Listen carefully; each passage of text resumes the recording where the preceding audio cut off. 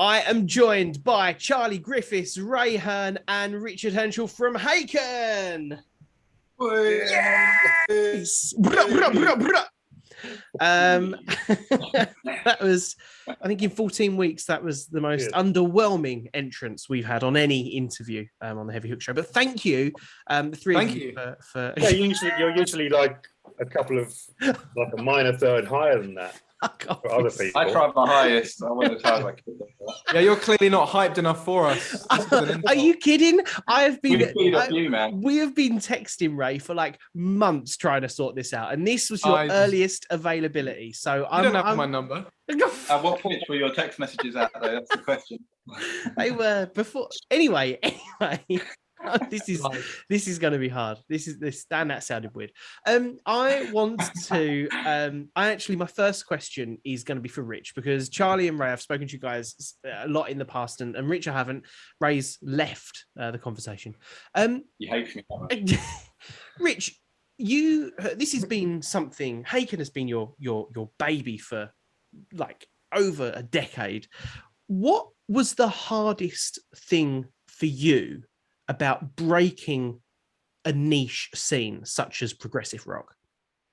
Oh, it's a big question. Big question.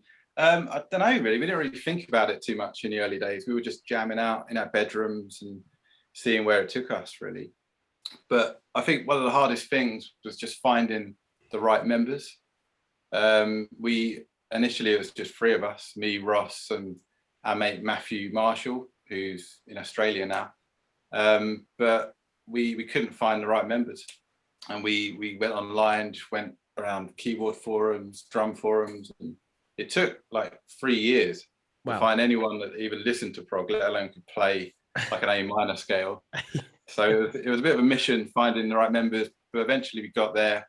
But yeah, I think for us it was essential not to be too conscious of it. We were just writing music, having fun, and then, you know, if people liked it, they liked it. And then we eventually stumbled across like Charlie, before that, Ray and Pete, our initial keyboard player.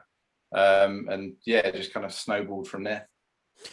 And you guys, I think that the closest musical alignment for me as a listener would be Dream Theater. You know, if people are going to say, have you heard Haken? They sound like Dream Theater. But actually for me as a listener, as a fan, the sound that you guys are now producing, certainly over the last 3 albums, has in some respects steered away a little bit from prog, but it's gone a bit more glitchy. It's gone a bit more kind of dark and dirty. And Charlie, for you, was that a conscious decision to go down that route of even more experimental than previous stuff? I mean, you know, nothing's really conscious. When you're writing music, it's just like having fun with your instrument and coming up with ideas, and you just never know where it's going to lead, you know. So it's like, you know, the big part of it is just, you know, what makes music interesting for me is like the element of surprise. Yes. You know, if I listen to a song and it's just kind of, you can guess where it's going to go, then I kind of zone out pretty quick. But if something's changing and, you know, and evolving and catching off guard, then, you know, that's what I think is inspiring. So that's kind of where I come from. But the two of you coming up with stuff. I thought you come from South London. How did I know he was going to fucking pipe in? But Rich and Charlie, like, you guys on so many occasions have been. I come from Surrey, mate. Surrey, actually. I can prove it. Weirdly, like, me and Charlie live 10 minutes apart. Do you actually? This is what I read, mate. Surrey Life. Surrey Life. Is that an endorsement? I feel like it might be. Brilliant. That's great. Yeah. Wow. Well, yeah, we actually live 10 minutes away from each other, and we didn't know each other before Haken. Oh, so really? Yeah, and then Charlie auditioned like a few years after we formed the band, and then we turned out we were 10 minutes apart from each other. So that's why it's out pretty well. What was good, like back then, like at the time, there was like a bit of a scene going on, like it was kind of all centered around the Peel, which was like a pub in Kingston. Right. and there was a guy down there, like the promoter down there, called he went by the name Twang, and like he was like a legend, of helping bands out. He would sort of give bands their first gig and give them a shot playing live, which was, and a shot of vodka as well. After the show. yeah. He was just he's an awesome guy, man. He's a great guy, because we used to rehearse at the Peel. So underneath the venue, they had like rehearsal rooms, and he was always there. So he used to work there as well. And like Charlie said, he used to book all of our early shows. And at the end of the show, he would just turn up with a big wad of cash, just give us. Wow! No one else does that. Yeah, no one does. Wow! He was like old school, yeah, proper old. But that was like, you like having a venue like that. Just somewhere to go, and you would just sort of cross paths with people, and that was kind of out of that Haken kind of sprang, really, that kind of vibe. Those grassroots venues are so important for a band's first few steps, aren't they? Right? I mean, without local venues, you're kind of saying that without that local venue, without that person, Haken may not have been a thing. But here you guys are, arguably some of the best musicians in the world. I mean, Charlie and Rich, you guys are often. Not Ray. I'm coming on to Ray. I'm actually. I'm actually very nice to Ray, but I will say that for you guys, you're constantly voted in like the top 10 best guitarists in the world. Having come from, playing those small venues in front of, perhaps a handful of people, and it growing and growing and growing, how does that feel when you see your names against people like John Petrucci and all these other greats? Yeah, I'm sure Charlie's the same, but we just feel like we're imposters, really. Oh, listening because I think imposter syndrome, yeah. It doesn't feel real. I mean, there's so many amazing guitarists out there, and yes, it's a massive and most of them, like, no one's heard of them. That's the thing. You go on Instagram and you just like, I'm friends with like 10 guys that should be on that list, right? Like no one's heard of them. But you go back to John Petrucci, like, he's obviously been a massive influence on us and Dream Theater in general. But like, one of the main reasons that we even started the band, we were so inspired by what they were doing with their instruments. It was huge inspiration for us. Definitely, and I think it's fair to say that you can hear that, and I'll come on to Ray now, because he's just been sitting there sort of waiting. But Ray, Hi. You are without a doubt, right? Probably, I would say you're one of the best living drummers in the world at the moment. Definitely in my house.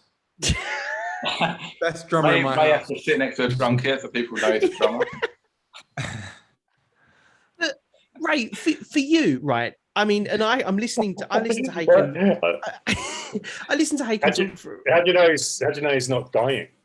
He could be one of the best dying drummers. Yeah, it's true. Well, I am dying as well. I'm That's simultaneously true. living and dying. I'm the best, one of the best dying drummers in my house right now. It's taking a curveball, man. This interview. You're one of the best living dying drummers in your house at the moment. My boiler's pretty good, to be fair. It knocks out some pretty sick rhythms. Nice. I think it's probably because it might sound like it's on its way out. Yeah. But yeah, but one of the best dying boilers in my house. All boilers are dying. I live in. Do carry on. Is it a combi boiler? No. This is Combi, yeah, of course it is.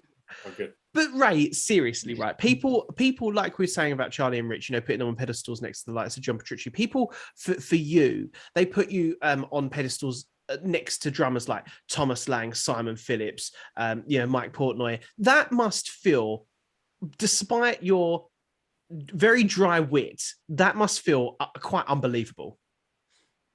Yeah, I mean, I don't know why. They should be putting Portnoy and Simon Phillips for sure on pedestals, because they're quite short. If they put me on a pedestal next to them, such a I'd be really. I don't know how tall Thomas Lang is, but never going to get a true answer out of this man. Yeah, I mean, likewise for Charlie and Hen.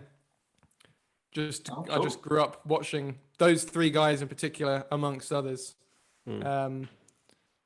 just in awe, and still do, of course.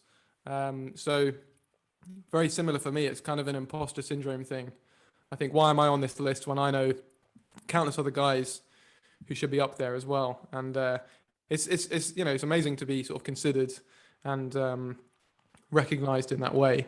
So from that point of view, it's an honor. But at the same time, it's a travesty for so many other guys who are kind of still trying to get their name out there. And does it matter though? Does it matter? I mean, I ask this openly to the three of you.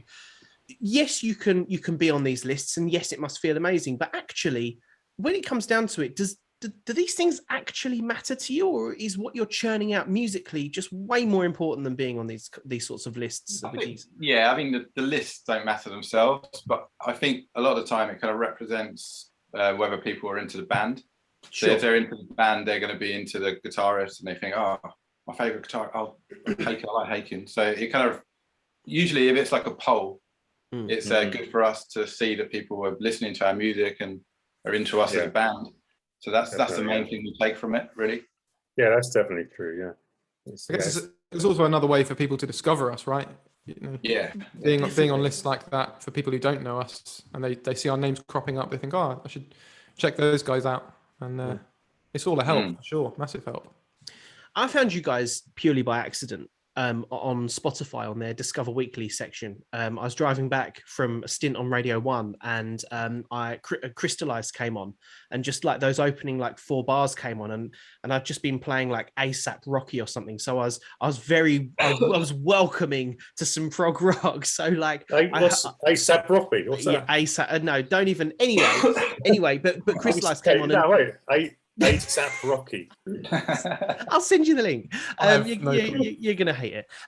But for me, like the opening kind of first 4 bars of Crystallized, like that really was such a telltale sound of what your sound is. But for each of you individually, what song do you think, if you were gonna turn a fan onto Haken that hadn't heard your music, what track would you give to somebody to listen to and say, actually, this is our sound? Well, I've Crystallized. Really? So I think that's a good shout. Yeah. No, I think you really covered everything, to be honest. How did you think of that? It just came to me out of nowhere. I don't know where that came from. But that song, it was based on an old song of ours. Sorry, I got something in my throat. That's all right. It's emotional, man. Take your time. It's a touchy subject for me. Reminiscing about those old days. Yeah, a song called Snow that we had on our demo from 2007. So it's based on that tune. And then we reworked it, 10 years later. Later on. Yeah. There's so much yes in there, especially the vocal breakdown. It's so much yes. And they must be another band for you guys, right, that are a super massive influence. What, the band, yes? Yeah. Do you know what? I knew this was going to be yes tough. in there. Every time I listen to it, I'm just like, yes. but those vocal harmonies, I mean, no one's done them like them since you guys. We get it from Gentle Giant. Gentle Giant, man. That's where we're coming from. That's true. They're like the unsung heroes of that era. Like not many people really know of them, but they're probably the greatest band. Yeah. Oh yeah. Of all time. They are. Okay. All right. That's definitely giving me some food for thought. End the interview there. We're done. Yeah. See ya. Yes, I'll be. Yeah. I'm a Yes fan, but I'm like really? Gentle Giant just like hit me in the chest. They really get me emotionally, They're awesome. I know that you have got a tour coming up with Symphony X, and I would like to, on behalf of everybody here in the UK, ask the question, why the bloody fuck are you not bringing that to the UK? Because everybody would love to see that show. So please bring it over here. When you get a minute, just have a word with Russell Allen, see if he'll organise that. But that is unbelievable. Yeah, cheers. Oh my God, actually, have you got his number? Actually phone him right now. Actually, I got my voice down. but that's an amazing achievement for you guys, right? Oh man, yeah, man. Symphony X. I know. Shred Lord. I'm personally mad pumped about it. For the last few months, I've just been re-listening to their entire back catalogue. Yeah. And almost nothing else. It's just it's just the best. I love their music. I guess around the same time that I discovered Dream Theater, I discovered Symphony X. Okay. So like kind of, I don't know, 15, 16 maybe around there. Yeah. And, around that time it was Dream Theater, Symphony X. They were touring. Salvation. Yeah, They were like the sort of the main three bands, like the prog metal. Yeah. Legend gods, Sure. So Symphony X are just legends. I might be wrong, but I don't know. I don't think they played at all for quite a while. No. Well, they have big gaps, don't they, between their Yes. albums? I think like 6 years or so since their last. So it's going to be great just to have them, just see them. And Yeah, Michael Romeo, he's got his second album coming out, isn't he? Next year. Yeah. War of the Worlds Part 2. Yeah. That's going to be, the first one I'm still getting over. The production on that, such a good album. It hit me in the face like a brick wall. Great guitarist, just stands on his own. Yeah, awesome. Such a beast. Yeah. Where can so I know that you're super excited about your tour with Symphony X, and I'm so gutted when I saw you post on your socials about doing this tour. I was like, oh my god, it's not here, but come over.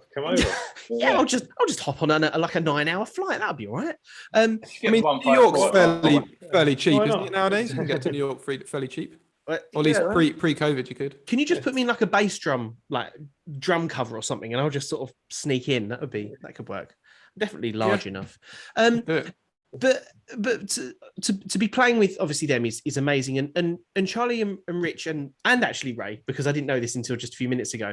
But you all toured with Mike Portnoy on the Shattered Fortress tour. I know Charlie and Rich you did, but actually Ray, I didn't know you did.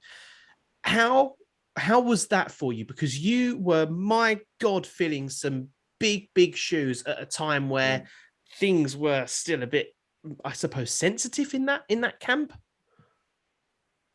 Well, it's just an honor. We've, as I mentioned before, we're all huge Dream Theater fans, and Scenes from Memory, probably one of my favorite albums of all time. Yeah. And a bunch of the songs that we played are from that album. It was just such a surreal experience to be standing on stage with Mike Portnoy, who's one of the greatest drummers and just such a top guy as well. Just to be playing that music next to him was a crazy experience, and we're so thankful that he invited us along. It was mad. Yeah, it's I've been learning from Dream Theater albums, since Images and Words came out. Trying to figure out what Petrucci's doing, and with every album that comes out, every guitar player is trying to transcribe the most tricky part on the album, all that stuff. So it's almost like he's kind of been a teacher to so many. That's guys so like accurate. us, right? That is so accurate. And with Portnoy asking us to do that, it was almost like graduation from prog university. Yeah. Right, if you can come and do this, then you get a diploma. Yeah. Right. Yeah. And then, that's kind of how it felt. And Ray, what songs did you actually play on that tour? I played Repentance, which is, I guess, the kind of down tempo tune from the 12-step suite.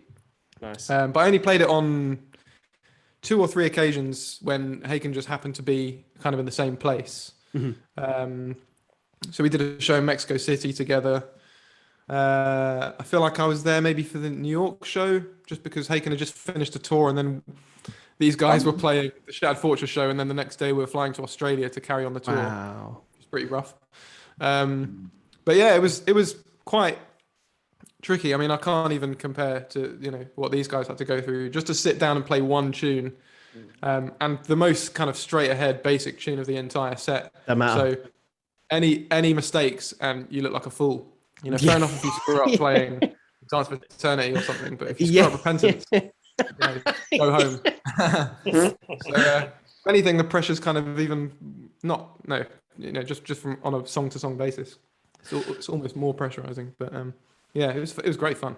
It was nerve-wracking. I mean, I remember the first show we played in London. No, the first one was on the cruise, wasn't it? The cruise, yeah. No one, so he hadn't announced the band at that point. Wow. So we were just standing backstage, and no one kind of knew. People probably had an inkling it was us because we were walking around the boat, cruising to the edge for the whole time for 5 days before the show. But we were standing back there. No one really knew who we were, and it was so cold. Like we couldn't even. You remember it, Charlie? My fingers so cold. Super windy as well. Yeah.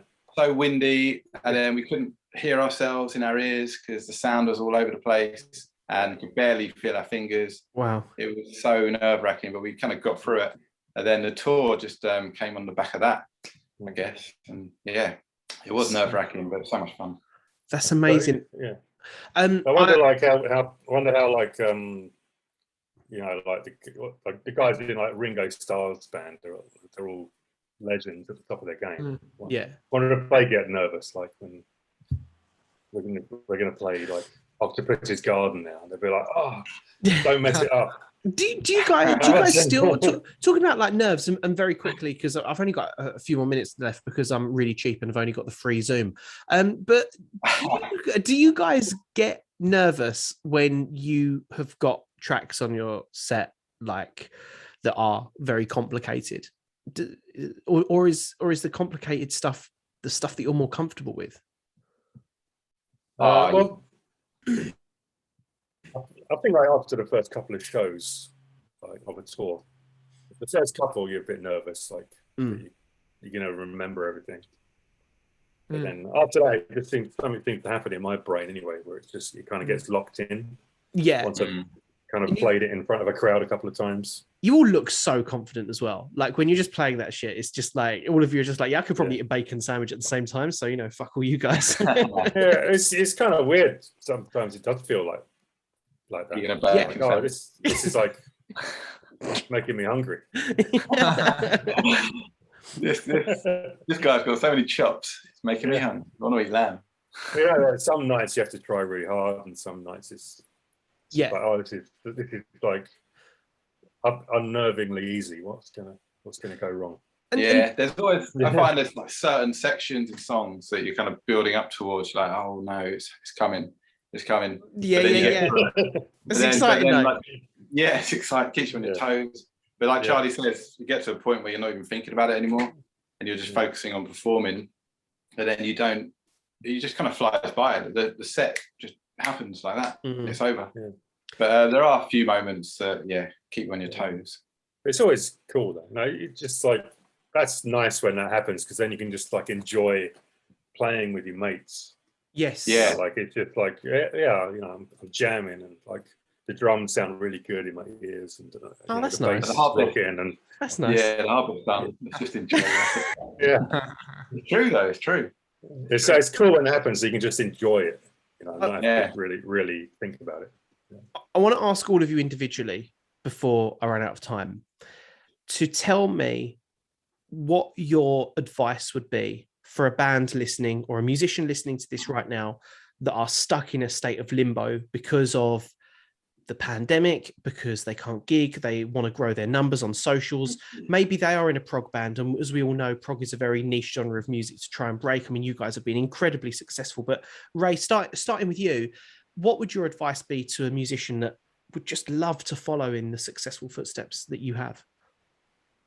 I think we were quite fortunate, perhaps in a way, early on starting out, because we got some pretty good gigs very early, good support slots.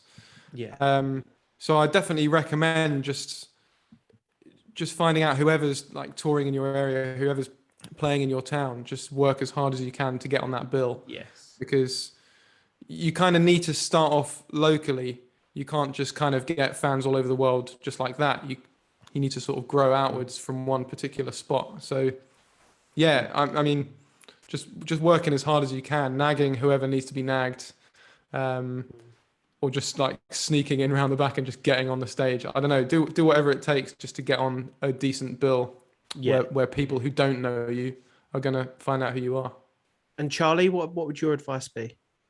Oh man, well at the moment it's a bit difficult to do anything. But if you can like get yourselves in a room and just record yourself, I don't know. Like the first thing that comes to mind is like if you're playing prog music, you know, to sort of reach a wider audience, maybe do some covers. Yeah, it's a good shout. Stuff, you know, like work on some covers of stuff and with a twist, do it in your own way. Mm. And, I guess that's kind of how Jacob Collier made his name, right? He released so many amazing covers, and then because like people are more likely to stop and listen to something that they've already heard. Yes, that's true. That's true. If you put your unique twist on it, then it'll be like, give these guys a follow. Like Dirty Loops did that as Dirty well. Loops as well. Yeah. Smashed covers. Yeah. And Rich, finally from you, what would your piece of advice be? It's a tricky one. Like Ray said, it's a different time now from when we started. But I would say from a writing perspective, just try not to compromise your sound. And if you've got a vision of what you want the song to be, just go for it. Don't cut any corners and just go for that vision. And hopefully if you've got something special, that, you know, it should carry some traction, it should grow. But yeah, just don't compromise. Just go for it. Amazing. Guys, best of luck on the road with Symphony X. We will be following you with readiness to come and see you live. Obviously, I have to make you guys not mentioning this, but I'm going to make mention of it. You've had are in the midst of having a lineup change, and all I want to say from a fan's point of view is best of luck with that, and we are all really rooting for you. Thanks man. Thank you, man. Thanks, man. Just